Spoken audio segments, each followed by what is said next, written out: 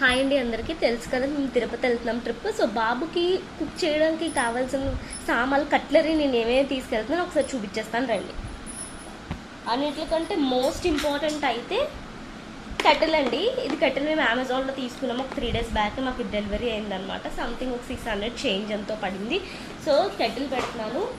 దాని తర్వాత ఇంపార్టెంట్ వేడి నీళ్ళు ఫ్లాస్క్ ఒకటి పెడుతున్నాను. తిరుపతిలో వచ్చేసరికి మనకు ప్లాస్టిక్ బాటిల్స్ అలౌ చేయరు కాబట్టి స్టీల్ బాటిల్ పెడుతున్నాను. అండ్ ఈ బాటిల్ కూడా ఇది వచ్చేసరికి గ్లాస్ అనే ప్లాస్టిక్, బయట ఉంటుంది షీట్, కాకపోతే ఇది గ్లాస్ బాటిల్ అనమాట. తర్వాత మనం పెట్టిన ప్రతి ఫుడ్లోని సాల్ట్ వేస్తాం కాబట్టి కొంచెం సాల్ట్ పట్టుకున్నాను. ఒక ప్లేట్ పట్టుకున్నాను.